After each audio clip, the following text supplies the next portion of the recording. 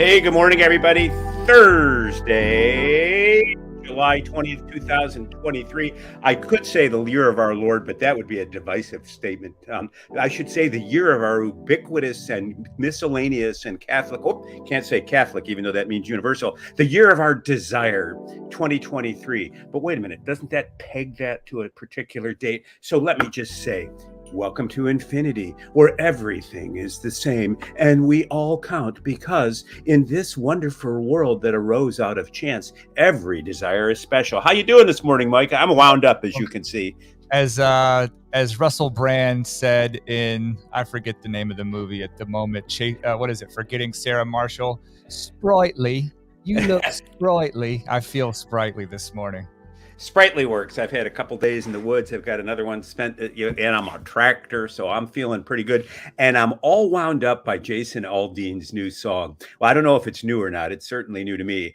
At 24 hours ago, I never heard of Jason Aldean. I'll be honest with you. I'm not much of a country music fan. I have a tendency to listen to the same things over and over again. Jimi Hendrix, Jethro Tull, The Who, but I date myself. But Try That in a Small Town has apparently taken the internet by storm right now. I don't know if we can cue it up here. It's about 3 minutes long. Aldean is a country music staple and star. And so he's done a song about small town American life. And my view is this is likely to be the Trump 2024 campaign song. Try that in a small town, see how far walk on down the road, see how far you get. Can we cue this up, Mike? I mean, somehow this just resonates with me. I'm reluctant, but we'll do it here. Can we give ourselves a few minutes to get past the YouTube monitors and censors, because that's sort of the first parts of these streams apparently are the most heavily scrutinized in terms of copyright infractions and stuff like that. This would be a copyright infraction. Well, I thought it would be a fair use since it's been all over the internet and it's newsworthy. Look, hey, this is your. So no, that's right. That's right. No, that's right. So the CMT, Country Music Awards, they've now apparently booted Aldean, or at least this version of his song, because it's too radicalizing for them.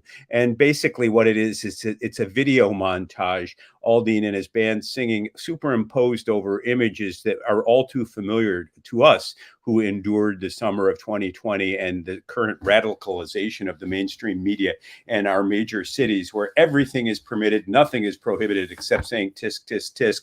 And middle-aged white women get their rocks off pretending to be revolutionaries, giving the finger to cops and spitting at police officers, because after all, that's what true patriots do. So Aldean does this defiant song, basically says, try that stuff in a small town, see how far it'll get you. We take care of our own. And it's filled with with video images that at least stir me. One of a weather-worn farmer talking about how in their community they'll put their crops aside to help a friend in need when that friend is in need, because that's how it works in a small town. And something about the video just captured in my mind the alternative zeitgeist of our time, the hunger for community, the desire to say we've had enough. At what point are you going to say that the ideals that you are peddling are inconsistent with the lives we want to live? And you push us far enough, and we're going to take back that life we want to live, and we're going to live it with you or without you. And if it's without you, you may not like it. And if it's with you, you're going to have to conform to some standards that are independent of a Molotov cocktail and what you decided you like today and what you decide social justice requires today. Give it a listen. It's Jason Aldean. You'll see the clip there beneath the video. Jason Aldean's music video, Try That in a Small Town, pulled from the CMT. Now there's censorship in country music. I mean, how crazy is it getting? Even country music. I mean, apparently you're going to have to spit out that tune back in just the right way, because you might be offensive to somebody.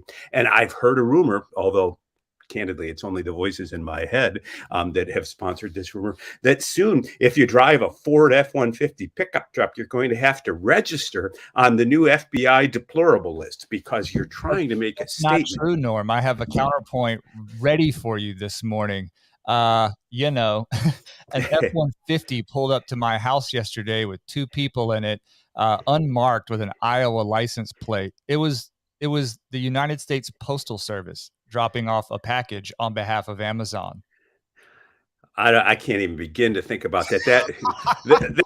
They had to be confidential human sources working undercover in the FBI, trying to infiltrate rural America so that it can be made the home of people who are arriving unwelcome and unbidden from around the world. Because if you've got extra space, you've got a place for grace in a world where everyone is in need, and what they need is your recognition and a piece of what it is that you call your own. Take a look, Jason Aldean.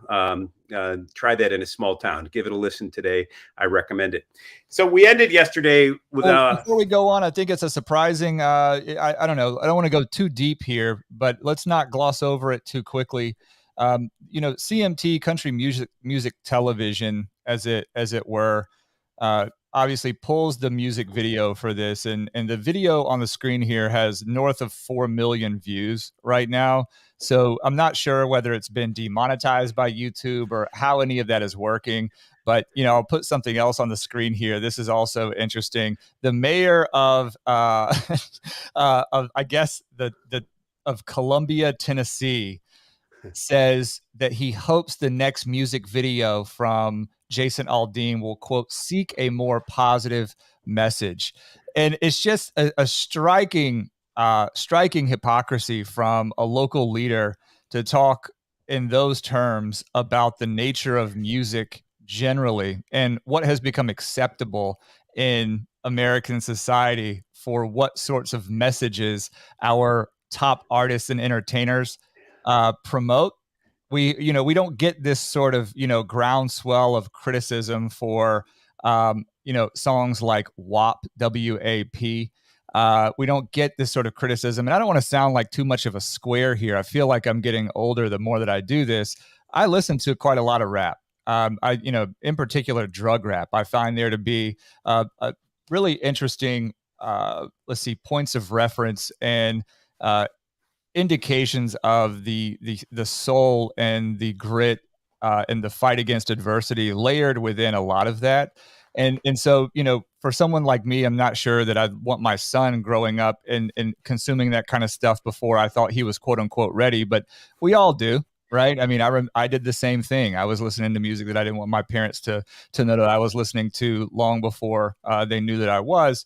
And I think that, there's hypocrisy on that end. But I think from a perspective of country music in general, yeah. And Matthew Kyle says, oh, drug rap is a strategy guide to life. Realistically, I don't think he's wrong about that. And I'm not going to go on a tangent with that today. We'll talk more about that later.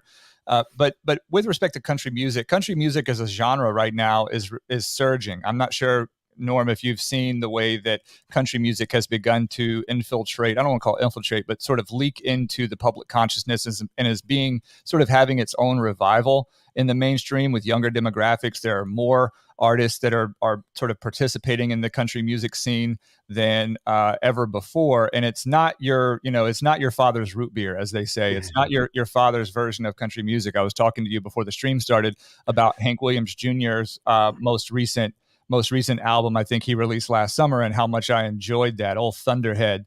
And what I find interesting about this, and in particular the subject matter of the video, is it's appeal to what I would consider the concept of federalism, right? Yep. How we conceive of a small town, in the manner in which Jason Aldean goes about this song.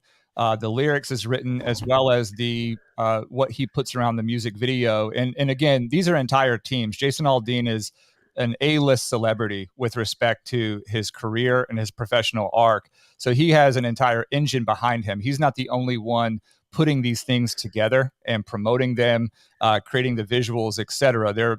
It's very intentional, everything about it. But I do find comfort in knowing that there is someone, as country music seeks to reinvent itself and ingratiate itself to Hollywood producers and the music industry generally. I love the notion that we can actually get back to basics, and there's a message there that the individual is the sovereign, and that the concentric circles of our governance structure is geared first as recognizing the individual as the cornerstone of that. And then from the individual is the family, from the family is the community, right? And then the community is what begins to set norms and standards for the quality of life for its citizens, and how to govern itself in an increasingly complex world.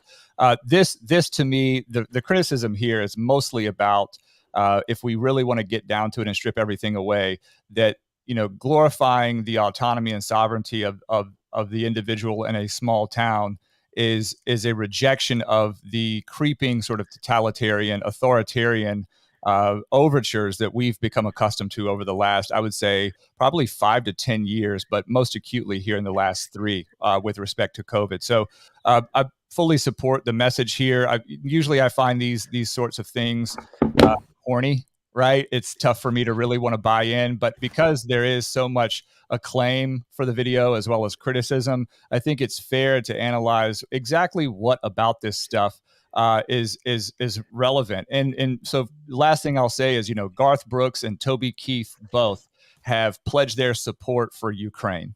Right. These are two other titans of the country music genre, falling in lockstep with more of an establishment sort of mainstream position geopolitically, knowing full well that, very similar to the Bud Light stuff, that their core demographic from a populist perspective did not consent to a lot of what's going on, and the way that our governing structure is pushing us. So, kudos to Jason Aldean for having the courage to do this. I hope that he's not. I'll courage my left ear. It didn't take any courage. It just took some common sense. This was a cry. No, this was just a simple illustration of people wanting to be significant in their own community and not having an agenda crammed down their throat. And I viewed this as a simple call to be governed by consent. You can try to impose the standards that mainstream media creates. You can try to push a narrative that unites certain political elites, but just try it in a small town. We were quiet, we were silent, and right now we're not going to take it anymore.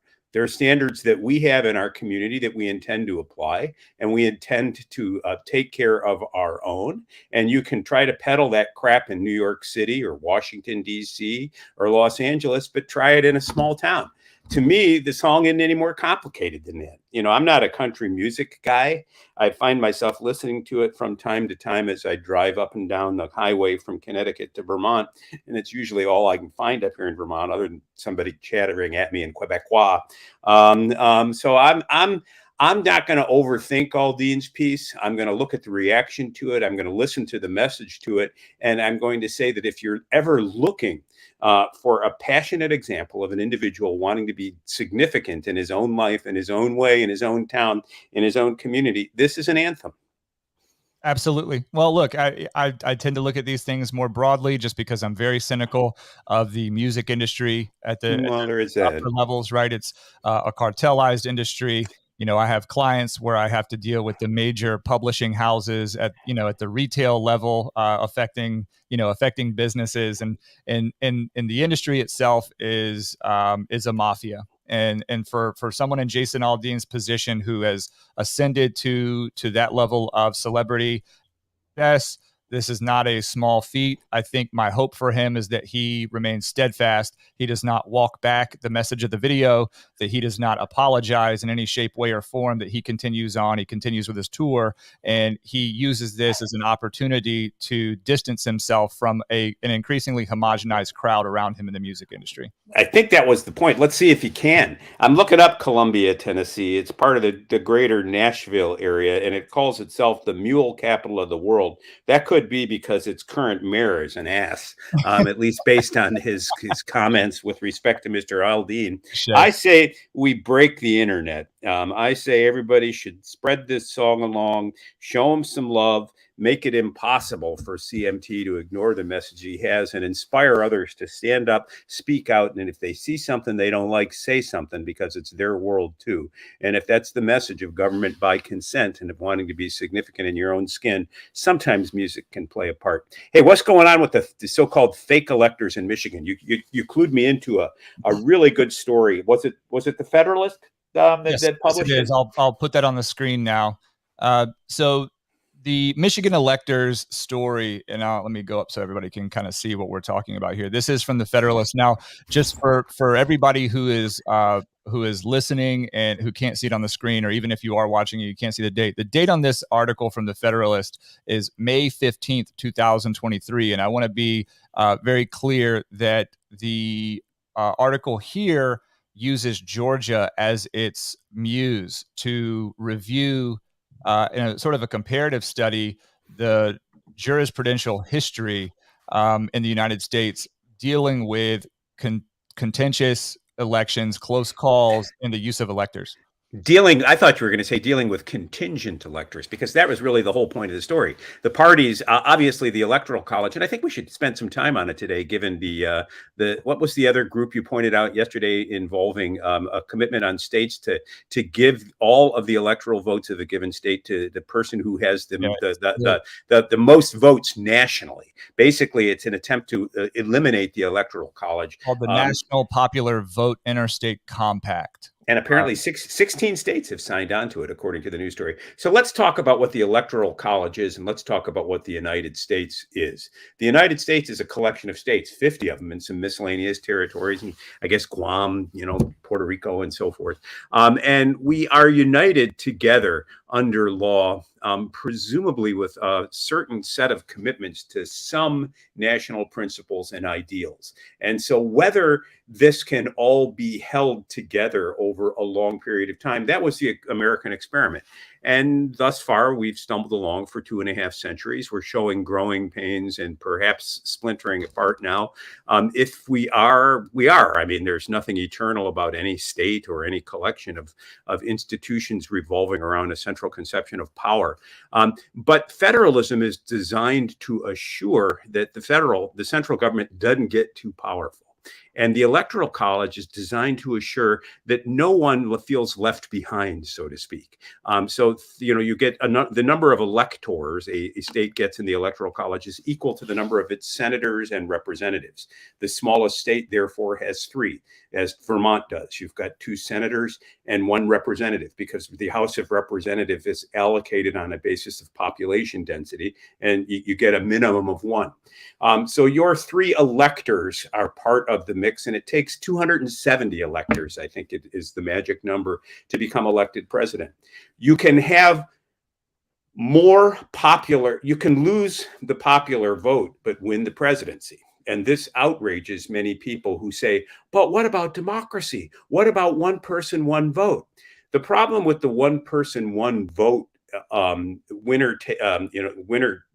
winner is the person who gathers the most votes nationally, is that it weights people who live in high population centers. It weights their votes more. And so New York and California will always control the left and the east, the left and the right coast will always control the elections because that's where the population density is. If you live in flyover country, your individual vote is somehow denatured by that, because everybody in New York, all 8 or 9 million of them, they're not all going to vote the same way, but they have common living experiences, a common sense of community, common interests that you don't share if you live on a farm in Dakota. Most practically, let's just talk about how small people's individual spaces are in more densely populated areas. People tend to vote along lines that support their lifestyle. And for places like Manhattan, Los Angeles, densely populated municipal areas, a lot of people say that, where college towns are tend to skew more liberal. That is true. But also just consider the fact that the notion of being a sovereign American citizen imbues you with our Constitution guards your God-endowed rights to free speech, to self-defense, to privacy, to due process, to real property, to commerce, all of these things. People in more rural areas, or as Norm just references, flyover country, they are not as densely populated, and their lifestyles are uniquely different from those. But everybody has consented de facto to their way of living by being where they are. And I don't like the argument of well, some people can't afford to.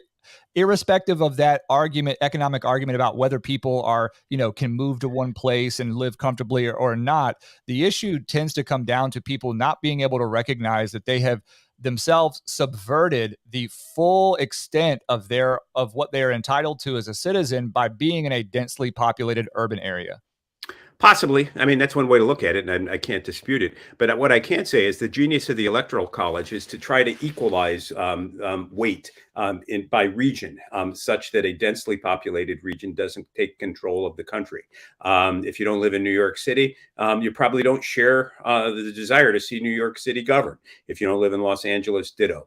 And so the Electoral College spreads votes that electors for president around the country. And it's no mystery that the party structures, that the Democrat and Republican parties spend time trying to capture a winning package of electoral votes so that their candidate can become president. And thus in 2020 and into 2021, we saw a great deal of controversy about how to count electoral votes, which electors counted. And the courts were open to parties to challenge the results of the election, as courts always have been. And Donald Trump and his team went to 60-some courts. They lost every claim. But in the course of going to those 60-some courts challenging elections, they needed to have contingent electors in place. So if a state, let's say Georgia, appeared to have gone Democratic, the Democratic Party would have voted for its electors. And if the state's popular vote went to a Democrat, those electors would go and presumably cast their ballot for the Democratic candidacy on the day electoral votes were counted. But what if the challenge to the election, what if Trump's challenge was right? If he won in the courts, then he'd need to have a slate of electors ready to go and cast ballots on his behalf. These are the so-called contingent electors, or as they're now called in the media, fake electors. But they're really not fake electors. Well, and this has been going on. Yeah, they're not even necessarily contingent insofar as each party appoints its electors, and especially in the state of Michigan, by way of Michigan law, at their fall state conventions, at the respective party state conventions. So the electors are established. That slate of electors for each party is already there. One is only considered contingent in a hindsight analysis based on where the election results go. So it's basically the non-successful party that becomes the slate of contingent electors in case there is a challenge to the outcome of the vote. Now, in case you think that Donald Trump cooked all this up, because after all, he is the incarnate of evil and Satan personified in this, the best of all possible DIE or DEI worlds. Look, you need to look back no further than the Kennedy Nixon race, which was perishingly close. And in that race, I believe it was Hawaii, there was a dispute about how to count votes, and the results of the vote count changed. And contingent electors, in effect, became the real electors. And so the piece that Mike showed us all moments ago on the screen from the Federalist recounts the history of the Hawaii vote count challenge and the use of. I just wanted to point out the Michigan law. So for anybody watching, you can see here it's Michigan Election Law Act 116 of 1954, 168.42, Section 42. And you can see here, I'll just read in relevant part, in the year in which presidential electors are to be elected under Section 43, each political party in this state shall choose at its fall state convention a number of candidates for electors for president and vice president of the United States equal to the number of senators and representatives in Congress that this state is entitled to elect. That means that both parties go ahead and choose their electors. They are there. So there is no concept of fake electors. Just do away with that. Stop listening to whatever this mainstream lie is becoming. There's nothing fake about a valid exercise of state law. So when Attorney General Nessel in Michigan charges these individuals with being fake electors, what she's basically saying is they were trying to steal democracy. They wanted their names to be counted ahead of anyone else. The fact of the matter is there was a tenuous legal theory that Trump was pursuing about Mike Pence's ability not to recognize certain slates of electors, and that he sought on January 6th to delay the count so that certain state legislators could act and recognize alternative slates. This this is far from a coup d'etat. This is not tanks at the 7-Eleven. This is not Melania taking over CNN.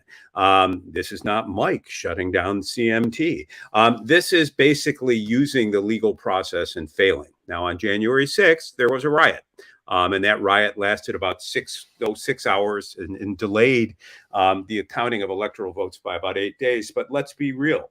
As the testimony in the Proud Boys trial has revealed, Congress expected the electoral vote count to be highly contentious in 2021, and it planned for those proceedings to last 2 or 3 days. One of the reasons that security was low at the Capitol on January 6th is that the Capitol Police Force had certain people staying at home to rest up so that they could come and stagger their coverage of the Capitol in proceedings that were expected to last far longer than they did. And so the Nessel prosecution begins to look very much like a non-starter. It begins to look like the 17 defendants in this case, all senior members of the Republican Party, may very well be sitting on a valid motion to dismiss. And we would encourage members of the defendants group in Michigan and their counsel to file such a motion, because if it is the case that all that happened in Michigan is the Republican Party followed the law. The Republican Party elected its own electors in the context of a national debate about fake elections, about stolen elections, and in the context of a debate about which ballots to count, because as a result of court challenges. These guys were just waiting in the wings to do what they should have done and what has historically always happened in the context of contested elections. So as Mike points out, don't believe everything you read, and start to wonder, why the timing? Why now? The Washington Post reported this morning that according to spokespersons from the Nessel office, that is the Michigan Attorney General's office, this was not coordinated with Jack Smith and the Donald Trump grand jury, the J6 grand jury now sitting in D.C. At least that's what her office says. But you get the impression that these folks are rushing to the altar. Absolutely. And that their goal is to get all this done on the eve of the 2024 election, to chill people, to silence them and to make them afraid. Important point here. And I have to thank again Peter K. Hance on Twitter. He is the gentleman that provided us the Federalist article yesterday, as well as a historical outline of the Hawai'i contest. And he's also the one that clued me into the fact that as between Georgia and Michigan, there is an issue of whether the election contest was active. But even if it was not, at the time that these electors did what they did, the Michigan results had not even been certified by the governor, right? So there is an issue of whether they were too early, right? They maybe too soon to the punch. But that also could cut the other way to say that given the recount and given the circumstances of the Michigan outcome, because I think I pointed out to you, Norm, that we cannot forget that Michigan was one of those states where there was an aberration in the vote count late night to the tune of north of 150,000 tabulated votes that went to current President Joe Biden. And so a lot of this stuff is flattened with the passage of time, the context that is. We cannot forget that these things are active, live controversies, and both political parties have much at stake. So they are going to be aggressive. And that's the importance of the historical analysis, not only in Nixon versus Kennedy, but also Bush v. Gore, right? We all remember the issue with the vote counting in Bush v. Gore. There's a number of anecdotes and historical perspectives to adopt with respect to electors on that topic as well. But I'll say this because it's me again on the Rumble side, and Uncle Pat, hang tight. We'll get to Bud Light in just a moment. But I wanted to read, I guess, for our listeners and viewers, what I sent to you earlier, Norm, that, ultimately, I think you believe that it would be amazing to see the criminal cases dispatched with a motion to dismiss here, based on what I would consider to be some level of prosecutorial misconduct, but also just because perhaps the facts aren't here. And I think that the PR perspective on this really kind of tells the tale. What is the point of doing this big PR stunt and really pushing things into the media about fake electors if the case is really that strong? And I think that you raised a point about, whether they were trying to beat the DOJ to the punch on charges with Trump and J6. But I also think that there may be a First Amendment argument here as well, and I don't want to spend too much time on it. But the fact that we can at least see some hypothetical here that perhaps there was prosecutorial misconduct, that could be used as a basis, I believe, for arguing that the state action here, the AG bringing these charges against the electors, actually chills the free association, the exercise of free association. Good luck with those prosecutorial misconduct claims. Charging decisions are typically absolutely immune from suit, and so to make a selective or vindictive prosecution claim is extremely difficult. But we'll keep an eye on the Michigan thing as it unfolds, and we're rooting for the contingent electors in this case. Let's see what the facts unfold as time goes on. Uncle Pat, is that Pat Clifton, the other angry dog that we are referring to? Indeed, he wants to hear about Bud Light today. I guess he's getting ready to go out, pick up some brews for the weekend, and he wants to know whether to drink Bud Light. What are you telling him? I don't care what you drink, Uncle Pat. It's totally up to you. But what we're talking about here, Charles Barkley's remarks over the weekend at that charity golf tournament, calling people, rednecks and assholes, and pledging his allegiance to that would be me, Chucky. Pledging his allegiance to the LGBT flag and all that kind of stuff. It really gave me an opportunity to revisit the Bud Light stuff. I haven't spoken a lot on this stream about it, but for those of you that don't know, much of my practice is geared towards beverage alcohol, dealing with breweries, distilleries, and even retailers within the category of beverage alcohol. And for that reason, I have an interesting perspective. Well, I call it, look at me calling what I think interesting. I know that I have a unique perspective on a lot of the stuff that goes on here. What struck me is that Senator Ted Cruz, alongside Marsha Black, issued a complaint to the Beer Institute's Code Compliance Review Board, ultimately saying that the partnership between Bud Light and Dylan Mulvaney was violative of code, marketing and advertising code, because it targeted young people, too young to do it. Exactly. And maybe we don't have a ton of time here to go through all the details of the complaint and the decision. The decision ultimately was that there was no impermissible partnership, that there was no violation of the marketing and advertising code. Are you glorifying Dylan Mulvaney? They hired her. There was no partnership. She's not a force like Well, it is sort of a brand partner, and in the 3-tier system, you must be extraordinarily careful with the way that these things operate. But one thing is clear. Look at the letter here that I have on the screen. This is the original letter from Senator Ted Cruz to the CEO of Anheuser-Busch, but as well as a letter to the Beer Institute demanding that they open an investigation. And I want all of our viewers to pay special attention to the two names that appear at the top of this letter.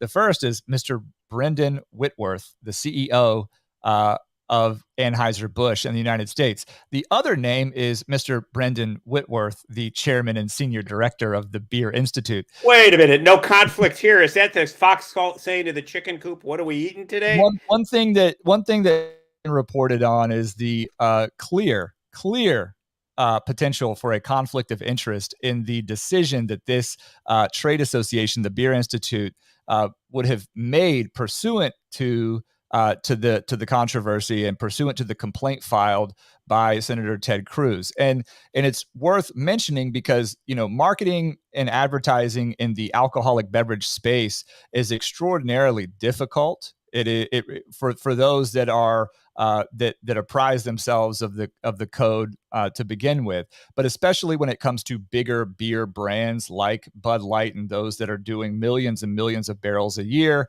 that are in every single grocery store, convenience store, restaurant, bar that you can imagine, whether it's with their Bud Light products or whether it's with any of the other of their family of products, Michelob Ultra, Natural Light, even some of the craft brands. So the way that they go about marketing and advertising is it should be very, very well intended and very conscious of these guardrails. In particular, the one thing that, whether you're a craft brewery and really abiding more the federal overlay through the CFR and taking cues from the Brewers Association, or whether you're part of the Beer Institute, one of the larger, more big magnets of the beer industry and their code, there is one thing that everybody has in common, and that is do not associate overconsumption, rapid drinking, underage consumption. Do not market to people who are under the legal age of majority, etc. And in the case of Dylan Mulvaney, what I was disappointed by, Norm, is that although someone in the know clearly led Ted Cruz to the code to say, hey, this is perhaps a violation here of appealing to underage drinkers based on Dylan Mulvaney's social media profile, they didn't follow through enough. They didn't develop the case theory or this complaint theory well enough, because the decision ultimately hinged on the fact that Dylan Mulvaney's post was on Instagram, not on TikTok. And on Instagram, this code compliance review board found that Dylan Mulvaney's follower count, or the skew of the follower count, wasn't sufficiently underage. The proportion of underage viewers was not statistically significant for purposes of there being a basis for finding of a violation of that code. My problem with this is simply that TikTok is where Dylan Mulvaney became a star, right? Instagram, although none of the stuff was on Instagram, anybody who has advised clients in the space knows that TikTok, specifically through its terms, proscribes the ability of marketing and advertising for beverage alcohol products. So it wasn't even possible for Bud Light to market there. But the reason they chose Dylan Mulvaney is still fairly clear, Norm, right? Dylan Mulvaney has a massive TikTok following, and TikTok in and of itself skews way, way, way younger. The fact that whomever is a part of this code compliance review board making an independent and conflict-free determination that wouldn't adversely affect, the chairman or senior directors represented member of the Beer Institute. The problem is that they act as though TikTok and Instagram exists on different planets. But the reality is simply that they're able to get the inertia from TikTok by putting it on Instagram and crowdsource attention from that. And I was disappointed to see that they didn't take more time to develop that and make a colorable argument that they could stand on top of. Ultimately, I think that this is if people wanted to use this as a way to think about the way that sort of the vices are marketed to us, think cigarettes, beer, anything like that. This case is ripe to undertake. So basically, somebody else can pick up the mantle and file a better and more pointed complaint. It doesn't sound like this is over. Sounds like this is a failed chapter 1. So, all right. I believe so. What are we going to do about Charles Barkley? Is that drivel coming out of the dribbler's mouth? And how is it that a professional athlete can take his wealth and decide to become a social influencer and tell us that his preferences matter? Chuck, I don't care. You can drink all the Bud Light you want. In fact, looking at you, it looks like you've kind of been at that Bud Light tap for a while and haven't been hitting the gym. Knock yourself out, drink yourself into a coma, but STFU. This goes back to some of the stuff with CMT and country music. I not to open up another can of worms, but it's Shaq, Charles Barkley, anybody who works within that NBA network seems to have these standing marching orders that the only opinions they're allowed to have with respect to American nationalism or some sort of civic pride in our country is that it must be negative. And I'm not sure when that's going to stop or what it takes. Perhaps it's the decoupling from our relationships with China. Perhaps it's something even more aggressive than that.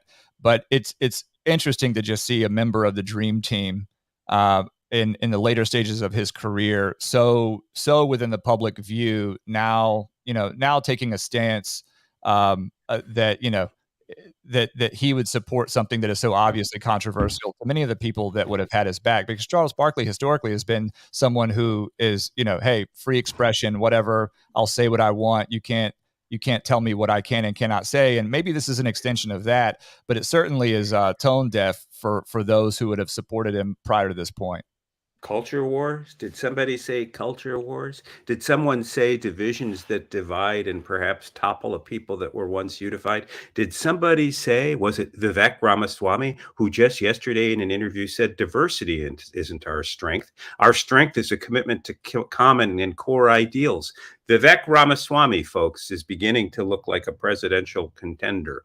He's beginning to look like a person with ideas and ideals and the energy to perhaps bring a new generation to the forefront of American politics. And if ever we were in need of that, just take a look at Donald J. Trump versus Joseph Biden and ask yourself which part of holding your nose is not applicable to that race. 2024 is shaping up to be a vigorous and difficult year. Vivek Ramaswamy is a ray of hope. If he can't make it happen in 2024, perhaps there'll be another race, but we haven't given up on him. We're even considering an early nomination or endorsement, but we haven't come to that point yet. That's right. Well, and I've seen a groundswell. I don't know if it's organic or not, but I have in the last 72 hours seen a lot of comms related accounts on Twitter and other areas of the internet beginning to try and pull Vivek down, right? To begin the ad hominem attacks about WEF, Soros, whatever else. He addressed that in a video yesterday, but that is more broadly, now that the gloves have come off and people are starting to take swings at Vivek, I believe that we have condensed his candidacy into a viable shot to be the Republican nominee. I hope that those like me and like you who would walk into the voting booth today and pull the lever for Trump will refrain from the infighting between a potential showdown between Vivek and Trump. I think that there is a lot that those two could collaborate together on. And again, Vivek, I was actually corrected after the stream. He's 37 years old. Oh, okay. Well, at least he's 2 years older than the constitutional minimum to become president of the United States. You got to be at least 35. So, Mike, hold on. We'll soon be voting for you. Yeah, as for law and legitimacy, we want your vote. Give us a thumbs up wherever you listen to podcasts. Spread the word. Follow us on Twitter. We're trying to build a following sufficient to become truly independent, and we need you and others like you to help. So, if you value what you hear here, and you like what you see, say something to others and help us grow. That's right. You can also follow us on Apple Podcasts, Spotify, Google Play, Audible, Overcast, etc. Wherever you find podcasts. Leave us 5 stars or leave us alone, I say.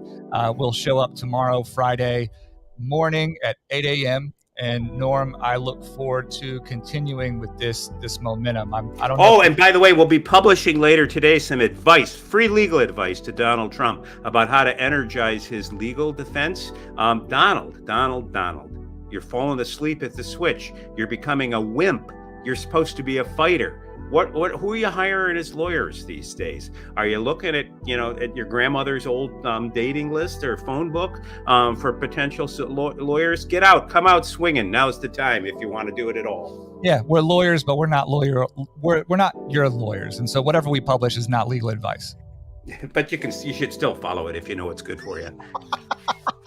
See you tomorrow, Norm. Thank you everybody for being here. Thank you to the chat on Rumble and on YouTube. Make sure you hit the like button and you're subscribed. We'll see you later.